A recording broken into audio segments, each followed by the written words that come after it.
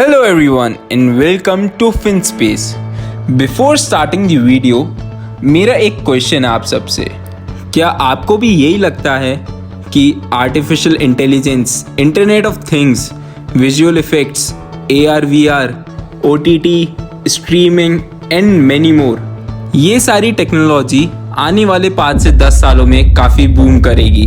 और अगर आपका भी यही मानना है तो ये वीडियो बिल्कुल आपके लिए बनी है, क्योंकि हम इस वीडियो में एक आज ऐसी कंपनी लाए हैं जो इन्हीं सारे सेक्टरों में काम करती है और उसके साथ ही वो एक बहुत ही जेन्युइन और रेनाउंड ग्रुप को बिलोंग करती है। तो इस वीडियो को पूरा देखना, जिससे कि आपको अपने इन्वेस्टमेंट डिसीजन लेने में कुछ हेल्प मिल सकती है। So let's start with the video. इस टेक्नोलॉजी ड्रिवन कंपनी का नाम है टाटा एलेक्सी। टाटा एलेक्सी 1989 के अंदर इस्टेब्लिश हुई थी और ये कंपनी टाटा ग्रुप को बिलोंग करती है। ये कंपनी टेक्नोलॉजी, क्रिएटिविटी, इंजीनियरिंग का एक परफेक्ट कॉम्बिनेशन है, जिसकी वजह से ये अपने कस्टमर्स के आइडियाज़ को एक वर्ल्ड क्लास प्रोडक्ट और सल्यूशन के अंदर बदल देते हैं। इस कंपनी का हेडक्वार्टर बैंगलोर, इंडिया के अंदर है, बट लेकिन इस कंपनी के ऑपरेशंस ऑलमोस्ट पूरे वर्ल्ड के अंदर हैं। Countries including like USA, UK, Germany, France, Japan, Ireland, Spain, Canada and many more. तो ये company artificial intelligence, IoT, internet of things, cloud, mobility, virtual reality और कई सारी अलग टेक्नोलॉजीज़ की मदद से अपने क्लाइंट्स को टेक्नोलॉजी कंसल्टेंसी प्रोवाइड करती है। और इनके क्लाइंट्स ऑलमोस्ट हर सेक्टर से हैं, जैसे कि consumer electronics, health care, telecom, transport, auto industry, aerospace, railways and और भी कई सारी इंडस्ट्रीज से हैं। अब अपन कंपनी के product portfolio and revenue contribution की बात करें तो कंपनी का maximum revenue automotive and transformation से आता है, जो कि 52% है। फिर मीडिया एंड कम्युनिकेशन से आता है 28% और 10% इंडस्ट्रियल डिज़ाइन से, 6% हेल्थ केयर से एंड बचा हुआ 4% अदर इंडस्ट्रीज से आता है। तो अब अपन जानते हैं कि कंपनी इन इंडस्ट्रीज़ में किस टाइप की सर्विस प्रोवाइड कराती है। तो सबसे पहले अगर अपन ऑटोमोटिव एंड ट्रांसफॉर्मेशन इंडस्ट्री की बात करें तो जब भी अपन गाड़ी के अंदर बैठते हैं तो अपन देखते हैं उसके अंदर roof system, steering, navigation, security, emergency system, airbags, anti lock system and ऐसे कई सारे फीचर्स जो अपन कार में देखते हैं, वो फीचर्स टाटा एलेक्सी कई ऑटो सेक्टर की कंपनियों को प्रोवाइड कराती है। और अगर अपन इस सेगमेंट में इस कंपनी का सबसे बड़ा कस्टमर देखें तो वो खुद ही एक टाटा ग्रुप को बिलोंग करता है, उसका नाम है जैगुआर एंड लैंड रोवर। और इसी सेगमेंट के अंदर कंपनी हाइब्रिड इलेक्ट्रिक व्हीकल्स को भी बैटरी मैनेजमेंट, कंट्रोलर जैसे सर्विसेज प्रोवाइड कराती है। इसके साथ कंपनी पावर ट्रेन इलेक्ट्रिक्स में भी इंजन मैनेजमेंट, टर्बो चार्जर जैसे सर्विसेज भी देती है। अब अपन इसके next segment media and communication में बात करें तो आप में से ज़्यादातर लोगों ने तो एंड्रॉयड टीवी यूज़ ही करा होगा, जिसके अंदर अपन यूट्यूब, नेटफ्लिक्स, अमेजॉन प्राइम और कई एप्लीकेशंस चला सकते हैं। और इसके साथ ही company cloud based OTT service में भी है, जिसमें ब्रॉडकास्टिंग, स्ट्रीमिंग जैसी सर्विस प्रोवाइड कराती है और ZEE5 जैसी कंपनीज को ये अपनी ये सर्विस देती है। और रिसेंटली अभी कंपनी ने एयरटेल के लिए भी innovative hybrid DTH box design किया था। और नेक्स्ट सेगमेंट हेल्थ केयर के अंदर कंपनी मेडिकल इमेजिंग, मॉनिटरिंग और कई डिफरेंट हेल्थ केयर प्रोडक्ट बनाना आर्टिफिशियल इंटेलिजेंसी का यूज़ करके। और इसके अलावा भी कंपनी कई सर्विसेज प्रोवाइड कराती है इस सेगमेंट के अंदर। फिलहाल कंपनी इस सेगमेंट में इतना ज़्यादा ग्रो करी नहीं है, लेकिन कंपनी अभी इस पेंडेमिक के चलते इस सेक्टर में काफ़ी नई अपॉर्चुनिटी ग्रैब करने की कोशिश कर रही है। इंडस्ट्रियल डिज़ाइन सेगमेंट में company product designing, packaging and labelling, home appliance designing, prototyping, graphic designing, VR, branding ऐसी कई सारी सर्विसेज कंपनी अपने अलग अलग क्लाइंट्स को ऑफर करती है। अब अगर अपन अदर्स की बात करें तो company airplane interior design, cockpit design, फिर सिग्नल लाइट डिज़ाइनिंग, ऐसी कई सारी सर्विसेज डिफरेंट सेक्टर्स को प्रोवाइड करती है। हाँ, और वीडियो के टाइम के कारण मैं आपको इस कंपनी की कुछ सर्विसेज के नाम बता पाया था, लेकिन कंपनी इसके अलावा और कई सर्विसेज भी प्रोवाइड कराती है। अब अगर अपन कंपनी का रेवेन्यू उसके जोग्राफिकल सेगमेंट से देखें तो कंपनी इंडिया से 12% रेवेन्यू अर्न करती है, यूएसए से 34% एंड सबसे ज़्यादा रेवेन्यू वो यूरोप से अर्न करती है, वो है 41%, और बाकी 13% वो अदर कंट्रीज से अर्न करती है। अब इस कंपनी के अपन कुछ क्लाइंट्स के बारे में जानते हैं। तो इसके क्लाइंट्स है Ford, Jaguar, Land Rover, BMW, Hyundai, Panasonic, Motorola, Nissan, Hitachi, Orient Electric, Canon और ऐसे कई सारे एस्टेब्लिश्ड ब्रांड्स अपनी अपने सेक्टर के अंदर इस कंपनी के क्लाइंट्स हैं। तो इससे अपन को पता लगता है कि कंपनी का कस्टमर बेस तो काफ़ी स्ट्रॉन्ग है और ये एक कंपनी के लिए बहुत ही पॉजिटिव पॉइंट हो सकता है। तो अब अपन कंपनी का सबसे इम्पॉर्टेंट पार्ट वो है उसका मैनेजमेंट, उसके बारे में जानते हैं। तो कंपनी के बोर्ड ऑफ डायरेक्टर्स में Mr. N.G. Subramaniam is the chairman of the company. He is the executive vice president at TCS and also the head of TCS Financial Solution. Mr. N.G. Subramaniam को बहुत ही अच्छी knowledge है technology trends के बारे में, साथ ही उन्हें international business की भी अच्छी नॉलेज है। उसके बाद mister Manoj Raghavan, he is CEO and MD of the company. इन्होंने IIT से अपनी ग्रेजुएशन करी है और उसके बाद इन्होंने MBA करा है इंटरनेशनल बिजनेस में। इनके पास भी काफ़ी अच्छी एक्सपर्टाइज है इस फील्ड के अंदर। फिर मिसेस S. गोपीनाथ जो इंडिपेंडेंट डायरेक्टर है, then mister Ankur Verma director, then professor MS Anand independent director and mister Sudhakar Rao independent director. तो ये इनके बोर्ड ऑफ डायरेक्टर्स है और ये काफ़ी strong, experience and clean profile के लग रहे हैं। अब अगर अपन इस कंपनी पे पेंडेमिक का इफेक्ट देखें तो कंपनी पे पेंडेमिक का इफेक्ट तो ज़रूर पड़ा है, ये अपन को आगे चल के उनके फाइनेंशियल में भी देखने को मिलेगा। और पेंडेमिक का असर कंपनी को 2020 के स्टार्टिंग से आने लग गया था, क्योंकि कंपनी एक टेक्नोलॉजी ड्रिवन कंपनी है और टेक्नोलॉजी मार्केट की चाइना पे काफ़ी हाई डिपेंडेंसी है और चाइना में कोविड 2020 से पहले ही आ गया था। इसके कारण चाइना के अंदर रॉ मटेरियल सप्लाई चेन के अंदर काफ़ी इश्यूज आने लग गए थे और फिर टाटा एलेक्सी को अपने कई क्लाइंट्स के ऑर्डर्स फुलफिल करने में दिक्कत आ रही थी। और अगर अपन अभी का सिनेरियो देखें तो कंपनी ऑटो सेक्टर पे हाईली डिपेंडेंट है और जैसा कि अपन को पता है अभी ऑटो सेक्टर में इतनी ज़्यादा सेल्स नहीं है, इसके कारण कंपनी की ऑर्डर बुक पे बहुत बड़ा इफेक्ट पड़ा है। तो चलिए अब इस वीडियो के नेक्स्ट सेगमेंट फाइनेंशियल स्टेटमेंट्स को स्टडी करते हैं।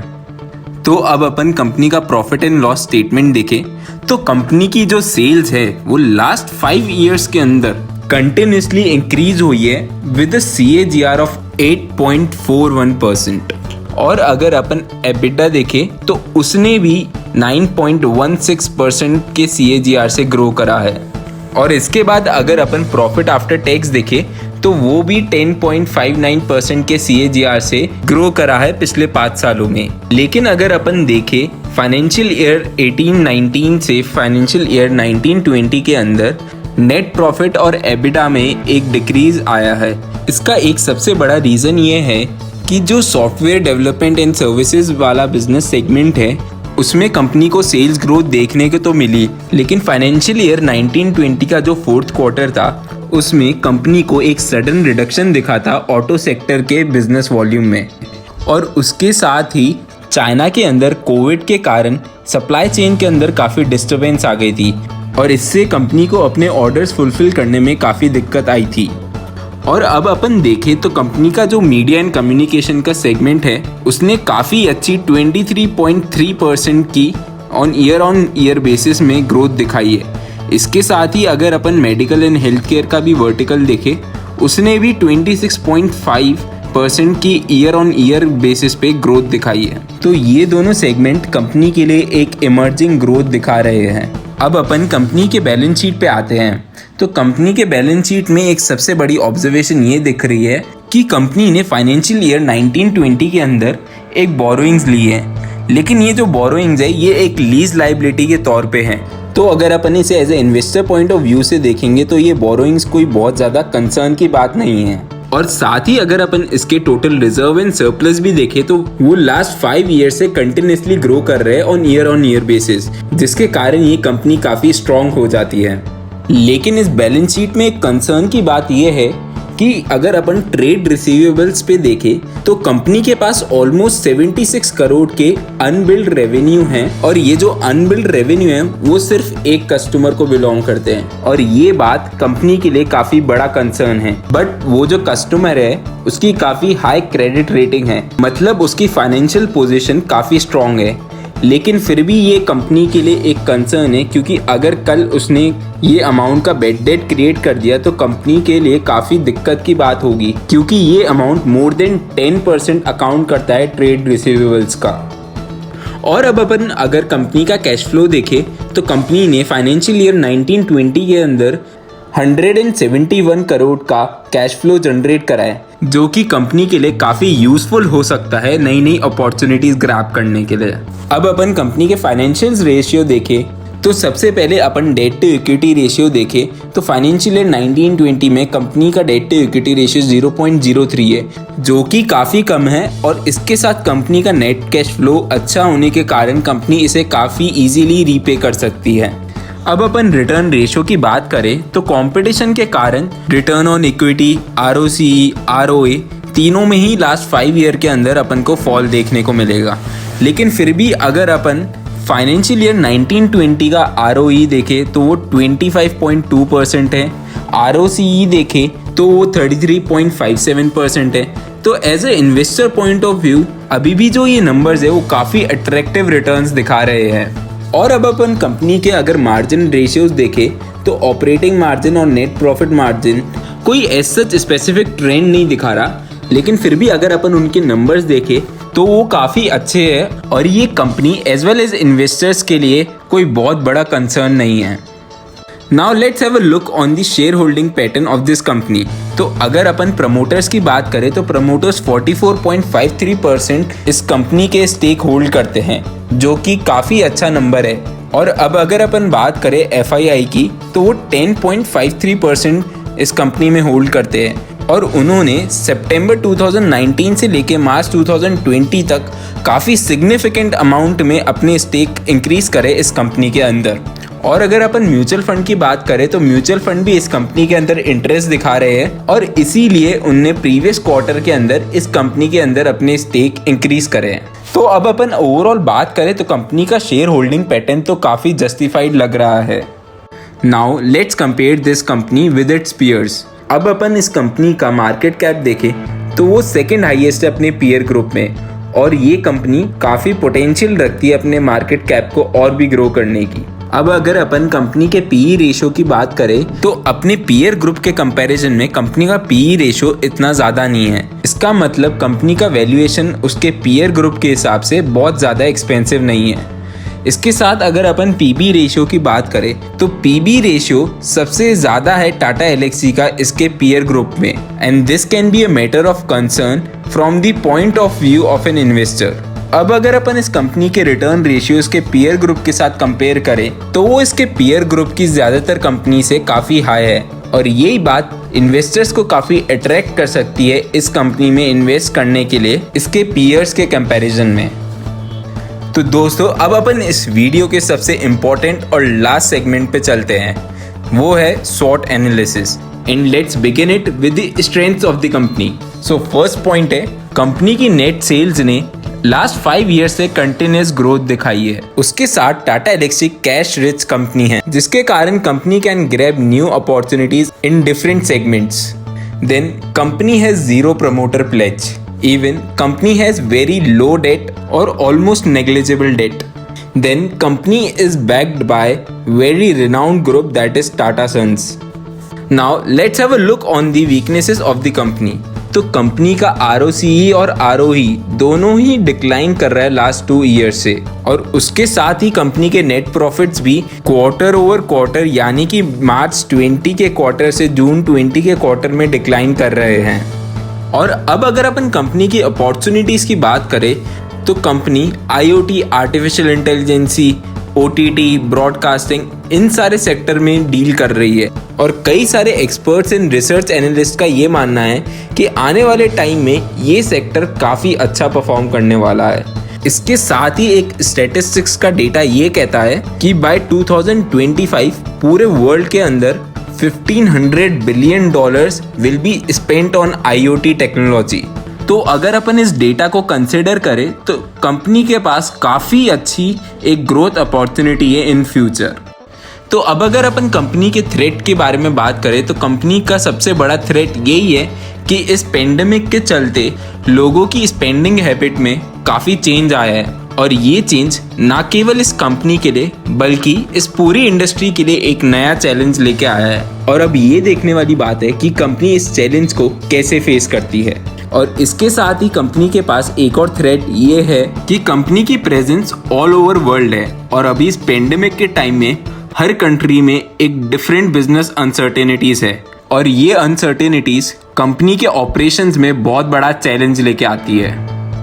अब एंड में हम आपको ये बताना चाहेंगे कि हमारा पर्सनली इस कंपनी को लेके क्या आउटलुक है। तो टाटा एलेक्सी टाटा ग्रुप को बिलोंग करती है और टाटा ग्रुप काफ़ी ही स्ट्रॉन्ग ग्रुप है और यही बात काफ़ी सारे इन्वेस्टर्स को कॉन्फिडेंस देती है इस कंपनी में इन्वेस्ट करने के लिए। इसके साथ ही अगर अपन देखें तो कंपनी के पास ग्रोथ अपॉर्चुनिटीज़ काफ़ी सारी है इन फ्यूचर और कंपनी के फाइनेंशियल्स भी काफ़ी डिसेंट है।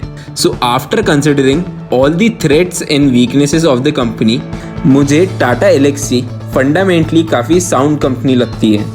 बट ये मेरा एक पर्सनल व्यू है। लेकिन अगर आपको इस कंपनी में इन्वेस्ट करना है तो आप अपनी खुद की रिसर्च एंड एनालिसिस या फिर अपने फाइनेंशियल एडवाइज़र को कंसल्ट करके ही कोई भी इन्वेस्टमेंट डिसीजन लेना।